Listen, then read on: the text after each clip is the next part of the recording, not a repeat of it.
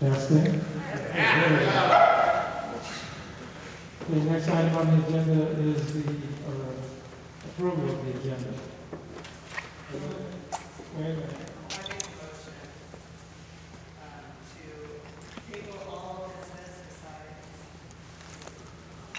public comment and human resources part of the agenda. The second. All in favor? Opposed? Motion carried. Okay, citizen participation will be the first item on the agenda. We have a sign-in list that we will follow. I don't know that everybody on the list wants to speak. Each speaker will have 3 minutes to say their piece. Total of about 20 minutes, but that may be extended because of the number of people. Remind you that the board will not respond to questions or comments at this board meeting. So we will take all your comments under advisement for possible future action. If the list I have, I don't know what order they were at the sign up.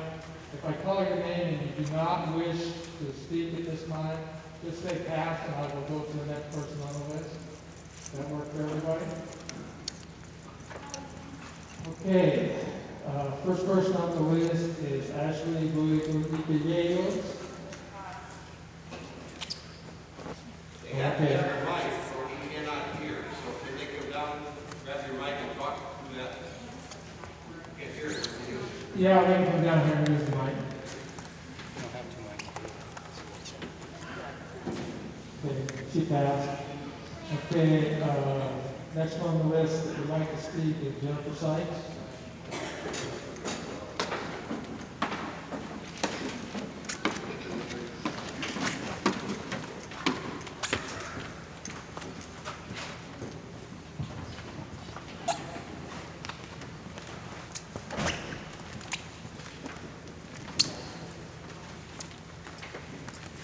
Hello, I'm the Student Support Coordinator here at Raymond School District. I would like to thank Superintendent Baker and the Board of Directors for compassion, dignity, and sensitivity they've shown in creating a process for our schools to stay open safely. Every leader around the world is having to make tough decisions because of the pandemic. They are making the decisions based on the information and data available at the time, all of which has shown to be quite changeable. I know this board and Mr. Baker have worked diligently to adhere to mandates received from the governor, the state superintendent, and the Department of Health, while at the same time balancing local interests. Ultimately, I believe in-person learning is what is best for students, staff, and families who are trying to work and stay healthy. Thank you for doing this tough, demanding work, knowing you will not please all the people all the time. Thank you for serving our community. So from the Skype people who are talking, you'll have your opportunity. Shelley Stevenson?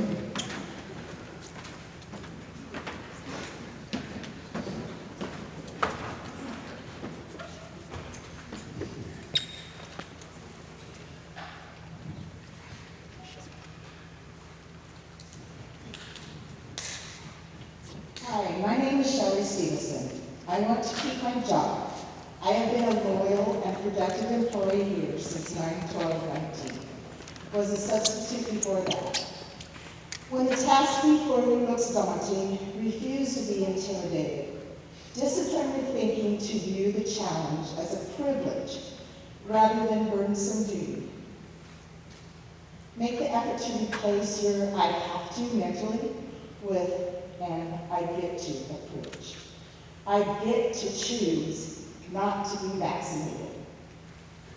The board wanted a change for our Raymond School District. Nothing has been untouched in our schools since last year when I left in June. Let me come to your space when you are away and be surprised that everything has been changed to make your job harder than the last year has already been for everyone. Changing for change's sake can do more damage than good. Now, I am singled out because I'm not vaccinated. Not a law, as stated on my paperwork in an email that I received from Mr. Baker, October 11th, 2021.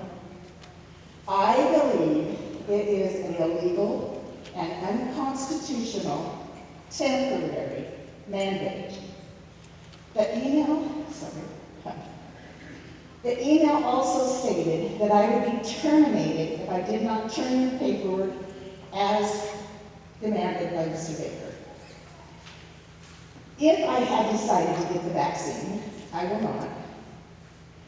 The recommendation from the Pacific County Health Department was not till November 6th because I did have COVID in August of 2021. That paperwork was given to Mr. Baker. My COVID symptoms were like a mild cold. My 87-year-old mother also, and most of my family are unvaccinated and had a mild cold. 2 of my coworkers have not worked at their job in the Raymond School District since October 19th because of the Raymond School Board and Mr. Baker's decision to follow this illegal, unconstitutional, temporary mandate. It is an illegal temporary mandate, not a law. Also, something to think about are some states, cities, and school districts are not following the illegal temporary mandate. A question why our Raymond School District has chosen to follow this illegal temporary mandate is asked daily. COVID cases and deaths are decreasing naturally. The vaccines leave your system or do not guard you from the variants. And I was tested. I had the antibodies.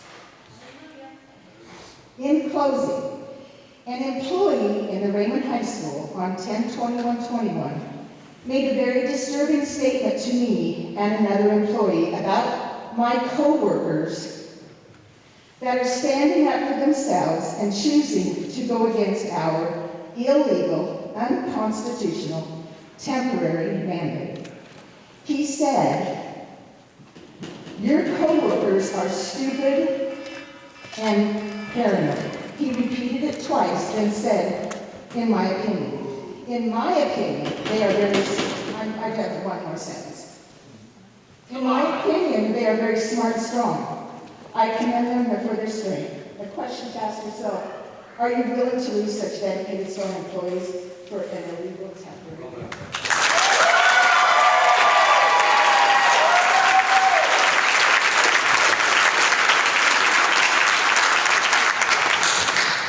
Dick? We need a man. Ladies and gentlemen, you're here. This first time, I, person dignity, skills of but I am running for the school board to stop this.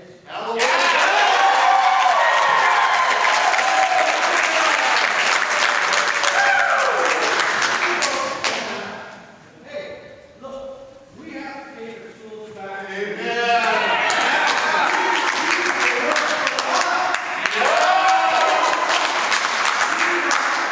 Subjugate to you.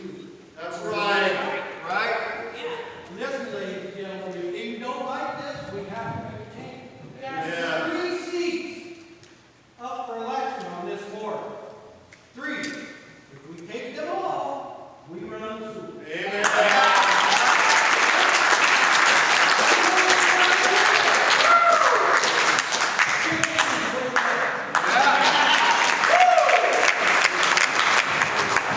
Marcy Walden?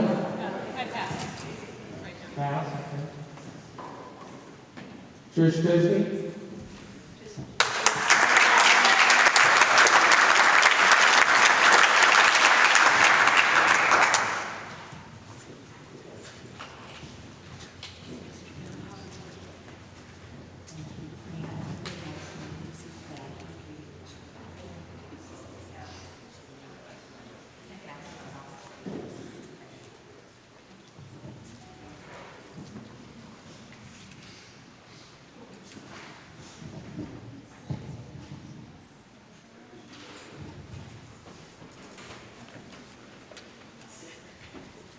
Dear Superintendent, Mr. Ross Baker, and Raymond School Board members, Mr. Ron Bell, and Mr. Jim Olson, and Mrs. Pebble Williams, and Mrs. Kim Rumbles, and Mrs. Angela Inlow.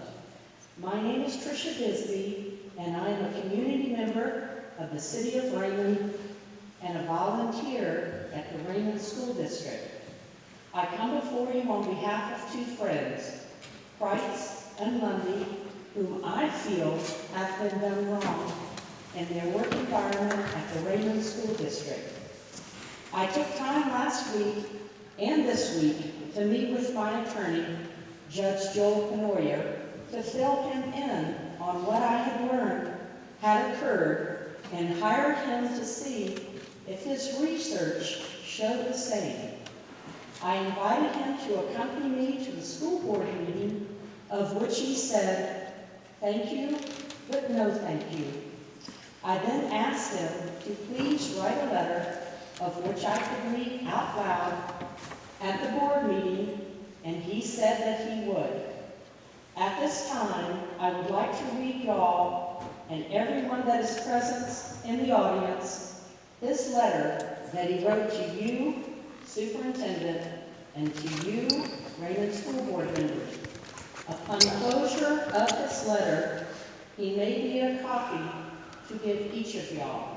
Thank you for the opportunity that you have given to me to speak in front of y'all on this day of Thursday, October 28, 2021, on my behalf of two friends, Kreitz and Lundy.